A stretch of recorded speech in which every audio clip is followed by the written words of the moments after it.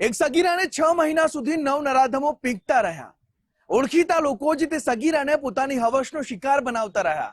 હાલ તે નરાધમો જેલના સળિયા પાછળ છે અને વિવિધ સમાજના અગ્રણીઓ દાખલારૂપ કાર્યવાહી થાય તેવી માંગ કરી રહ્યા છે.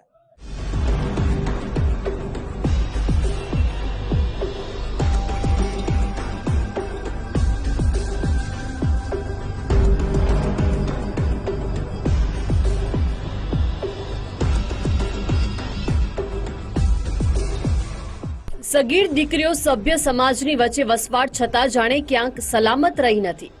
માતા પિતા કે ભાઈઓએ પોતાની વાલસોઈ દીકરી કે બહેનોની સલામતી માટે સતત ચાંપતી નજર રાખવી પડે તેવા ડરામણા કિસ્સા રોજબરોજ સામે આવે છે.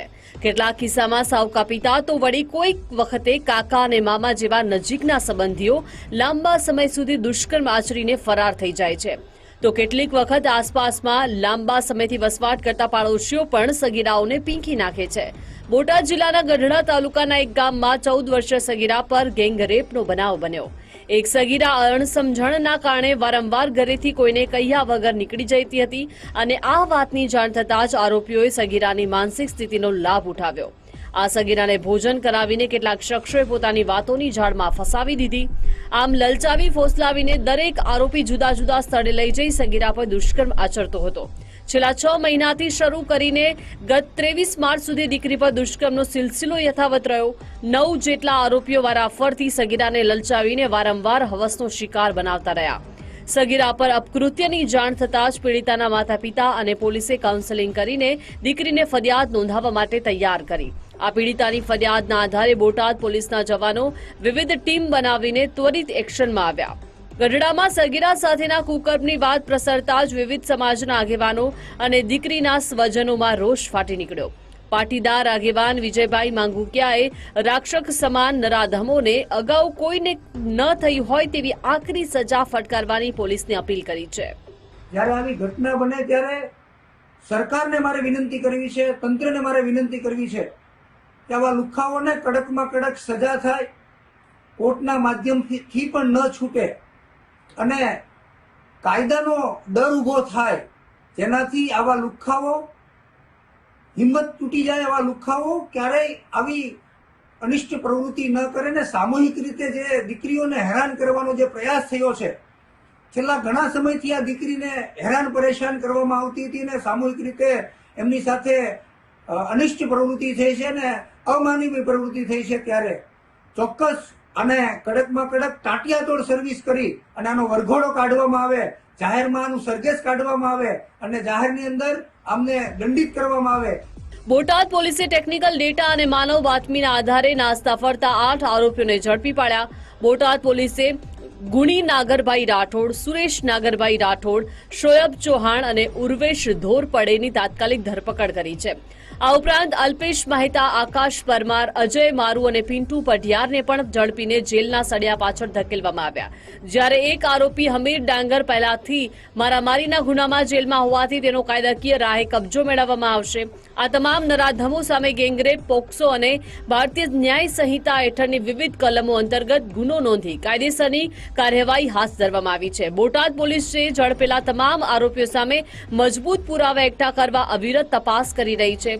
સામાજિક આગેવાન મુકેશભાઈ હિહોરિયાના મતે કોઈ પણ આરોપી છટકી ન જાય તેમ ફાંસીના માછડે સુધી પહોંચાડીને નમૂનારૂપ કાર્યવાહી કરવી જોઈએ તેવું જણાવ્યું.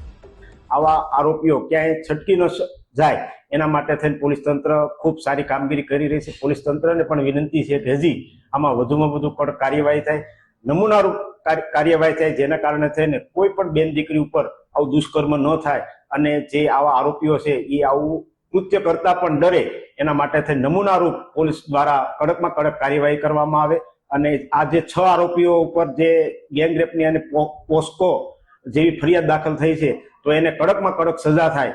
અને મારું તો માનવું એવું છે કે આવા તત્વોને ફાંસીની સજા થાય અને તંત્ર ખૂબ સારી કામગીરી કરે અને નમૂનારૂપ દાખલો બેસાડે અને દીકરીને અને એના માતા પિતાને ન્યાય મળે એવી મારી વિનંતી છે. સગીરાએ પોલીસ ફરિયાદ કરી તેની જાણ આરોપીઓને મળી ન હતી.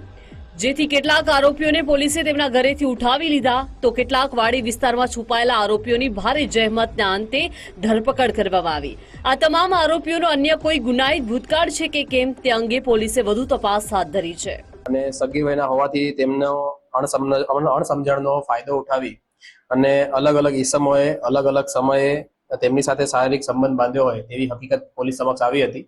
આથી આ અન્વયે Gadhada police station inspector Shri દ્વારા કાર્યવાહી કરતા કુલ 9 ઈસમો વિરુદ્ધ ફરિયાદ દાખલ કરવામાં આવી છે. આ બનાવને વધુ ગંભીરતાપૂર્વક લઈ અને તેની તપાસ કરતા જાણવા મળેલ છે કે આ જે બનાવ છે તે ગત 6 માસ પહેલા પણ બનેલો હતો અને ગત બનાવ 23/3 ના રોજ આ જે છોકરી છે તે તેના માતા પિતા સાથે અને વાલી વારસ સાથે કાઉન્સેલિંગ બાદ ફરિયાદ આપવા માટે તૈયાર થયેલ હતી. આથી તે બાબતે ફરિયાદ દાખલ કરવામાં આવી છે. ગઢડા પોલીસ સ્ટેશન દ્વારા ટીમ બનાવી અને તમામ આરોપીઓ છે તે તમામ આરોપીઓની ધરપકડ કરવામાં આવી છે. આ દીકરી સાથે દુષ્કર્મ આચરનારા આરોપીઓને લઈ સામાજિક અગ્રણીઓમાં આક્રોશ છે, જેને જોતા આગામી સમયમાં સામાજિક સૌહાર્દ જળવાઈ રહે અને કાયદો વ્યવસ્થાની સ્થિતિ ન બગડે તે માટે ગઢડા પંથકના ગ્રામ્ય વિસ્તારોમાં પોલીસે દિવસ રાત કડક બંદોબસ્ત ગોઠવી દીધો છે. આ નરાધમોએ દુષ્કર્મ આચર્યું તે સ્થળે લઈ જઈ નજીકના સમયમાં સજ્જડ પુરાવા મેળવવા ફોરેન્સિક વિભાગની પણ મદદ લેવામાં આવશે. ગજેન્દ્ર ખાચર, ગુજરાત ફર્સ્ટ, બોટાદ.